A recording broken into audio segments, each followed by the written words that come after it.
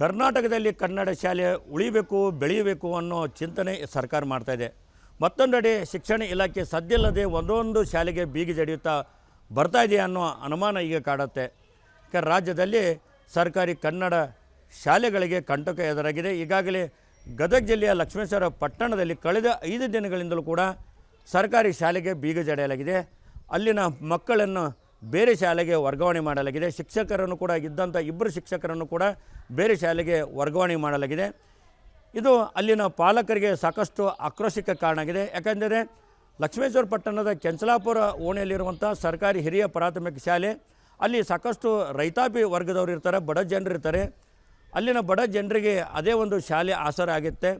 ಆದರೆ ಈಗ ಏಕಾಏಕಿ ಆ ಶಾಲೆಯನ್ನು ಬಂದ್ ಮಾಡಲಾಗಿದೆ, ಆ ಶಾಲೆಗೆ ಬೀಗ ಜಡಿಯಲಾಗಿದೆ. ಸೌಜನ್ಯಕ್ಕೂ ಕೂಡ ಅಲ್ಲಿ ಪಾಲಕರ ಸಭೆ ಕರೆದಿಲ್ಲ. ಜೊತೆಗೆ SDMC ಆಡಳಿತ ಮಂಡಳಿ ಅಧ್ಯಕ್ಷ ಸೇರಿದಂತೆ ಸದಸ್ಯರನ್ನು ಕೂಡ ಗಣನೆಗೆ ಕೈಗೊಂಡಿಲ್ಲ, ಜೊತೆಗೆ ಚರ್ಚೆ ಮಾಡಿಲ್ಲ. ಅಲ್ಲಿನ ಶಿಕ್ಷಕರು ಮತ್ತು ಅಲ್ಲಿನ ಕ್ಷೇತ್ರ ಶಿಕ್ಷಣಾಧಿಕಾರಿಗಳು ಏಕಾಏಕಿ ಆ ಒಂದು ಶಾಲೆಗೆ ಬೀಗ ಜಡಿದು ಅಲ್ಲಿನ ಇರುವಂಥ 11 ಮಕ್ಕಳನ್ನು ಕೂಡ ಬೇರೆ ಶಾಲೆಗೆ ಶಿಫ್ಟ್ ಮಾಡಿದ್ದಾರೆ. ಶಿಕ್ಷಕರನ್ನು ಕೂಡ ವರ್ಗಾವಣೆ ಮಾಡಿದ್ದಾರೆ. ಇದು ಅಲ್ಲಿನ ಜನರನ್ನು ಸಾಕಷ್ಟು ರೊಚ್ಚಿಗೆಬ್ಬಿಸಿದೆ. ಯಾರನ್ನು ಕೇಳಿ ಈ ಒಂದು ಶಾಲೆ ಸ್ಥಳಾಂತರ ಮಾಡಿದ್ರು, ಯಾಕೆ ಸ್ಥಳಾಂತರ ಮಾಡಿದ್ರು ಅನ್ನುವಂಥದ್ದು ಈಗ ಪ್ರಶ್ನೆ ಮಾಡ್ತಾಯಿದ್ದಾರೆ. 5 ವರ್ಷಗಳ ಹಿಂದೆ ಈ ಒಂದು ಶಾಲೆಯಲ್ಲಿ 200ಕ್ಕೂ ಹೆಚ್ಚು ವಿದ್ಯಾರ್ಥಿಗಳಿದ್ದರು. ಆಗಿನ ಗುಣಮಟ್ಟವೂ ಕೂಡ ಚೆನ್ನಾಗಿತ್ತು. ಅಲ್ಲಿ ಕಲಿತಂಥ ಸಾಕಷ್ಟು ಮಕ್ಕಳು ಸರ್ಕಾರಿ ನೌಕರಿಗೆ ಸೇರಿದ್ದಾರೆ. ಆದರೆ ಈಗ ಏಕಾಏಕಿ ಆ ಒಂದು ಶಾಲೆಯಲ್ಲಿ ಯಾಕೆ ಮಕ್ಕಳ ಸಂಖ್ಯೆ ಕಡಿಮೆ ಆಗ್ತಾಯಿದೆ ಅಂತ ಅನ್ನೋ ಪ್ರಶ್ನೆ ಈಗ ಮಾಡ್ತಾಯಿದ್ದಾರೆ. ಅದಕ್ಕೆ ಪ್ರಮುಖ ಕಾರಣ ಅಲ್ಲಿನ ಬೋಧನೆ ಮಾಡ್ತಾ ಇರುವಂಥ ಶಿಕ್ಷಕರದು. ಯಾಕಂದರೆ ಅಲ್ಲಿನ ಶಿಕ್ಷಕರು ಸರಿಯಾಗಿ ಮಕ್ಕಳಿಗೆ ಪಾಠ ಮಾಡೋಂಗಿಲ್ಲ. ಓರ್ವ ಶಿಕ್ಷಕರು ಅಲ್ಲಿ ಆಫೀಸ್ ಕೋಣೆಯಲ್ಲಿ ಕೂತಾರೆ, ಇನ್ನೊಬ್ಬರು ಶಿಕ್ಷಕರು ಮೊಬೈಲ್ ನೋಡ್ಕೊಂಡು ಕೂಡ್ತಾರೆ. ಮಕ್ಕಳು ಅಲ್ಲಿ ಯಾರೋ ಶಿಕ್ಷಕರು ಸರಿಯಾಗಿ ಕಲಿಸೋದ ಹಿನ್ನೆಲೆಯಲ್ಲಿ ಮಕ್ಕಳು ಯಾವಾಗಲೂ ಕೂಡ ದಾಖಲೆ ಮಾಡ್ಕೊತಿರ್ತಾರೆ. ಹೀಗಾಗಿ ಬಹುತೇಕ ಕೆಲ ಮಕ್ಕಳನ್ನು ಅಲ್ಲಿ ಪಾಲಕರು ಖಾಸಗಿ ಶಿಕ್ಷಣ ಶಾಲೆಗೆ ಸೇರಿಸಿದರೆ, ಇನ್ನೂ ಸಾಕಷ್ಟು ಬಡವರು ಅನಿವಾರ್ಯವಾಗಿ ಅದೇ ಶಾಲೆಗೆ ಸೇರಿಸಿದ್ದಾರೆ.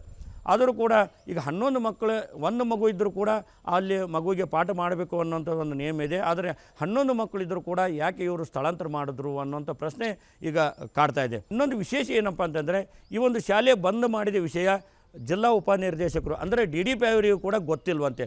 DDP ಅವರಿಗೆ TV9 ಈಗಾಗಲೇ DDP ಅವರನ್ನು ಸಂಪರ್ಕ ಮಾಡ್ತು.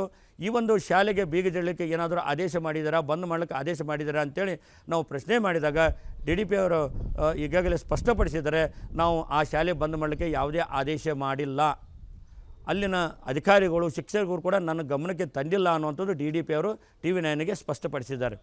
ಹಾಗಾದರೆ ಉನ್ನತ ಅಧಿಕಾರಿಗಳ ಗಮನಕ್ಕೆ ತರಲಾರೆ ಈ ಶಾಲೆಗೆ ಬೀಗ ಯಾಕೆ ಜಡಿದರು?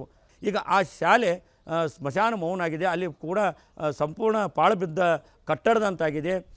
ಹೀಗಾಗಿ ಅಲ್ಲಿನ ರೈತಾಪಿ ಜನರು ಈಗ ಸಾಕಷ್ಟು ಆಕ್ರೋಶವನ್ನು ಪಡಿಸಿದ್ದಾರೆ. ನಾವು ಯಾವುದೇ ಕಾರಣಕ್ಕೂ ಕೂಡ ನಾವು ಈ ಶಾಲೆ ಬಿಟ್ಟು ಕೊಡೋಂಗಿಲ್ಲ. 11 ಮಕ್ಕಳಿದ್ದಾರೆ. ನೀವು ಚೆನ್ನಾಗಿ ಇದ್ದಂಥ ಶಿಕ್ಷಕರನ್ನು ಬೇರೆ ಶಾಲೆಗೆ ವರ್ಗಾವಣೆ ಮಾಡಿ ಒಳ್ಳೆಯ ಶಿಕ್ಷಕರನ್ನು ಕೊಡಿ. ಮುಂದಿನ ಬಾರಿ ಇದರ 2 ಪಟ್ಟಿನಷ್ಟು ನಾವು ಮಕ್ಕಳ ಸಂಖ್ಯೆ ನಾವು ಕೂಡ ಕೊಡ್ತೀವಿ ಅನ್ನೋ ಭರವಸೆ ಅಲ್ಲಿನ ಪೋಷಕರು ಮತ್ತು SDMC ಅವರು ನೀಡಿದ್ದಾರೆ. ಇನ್ನು ಗದಗ ಜಿಲ್ಲೆಯ ಶಿಕ್ಷಣ ಇಲಾಖೆ ಅಧಿಕಾರಿಗಳಿಗೆ ಹೇಳೋರು ಕೇಳೋರು ಇಲ್ವಾ ಅನ್ನೋಂಥ ಪ್ರಶ್ನೆ ಬರೀತದೆ. ಇವರು ಆಡಿದ್ದೇ ಆಟ ಮಾಡಿದ್ದೇ ಕಾನೂನು.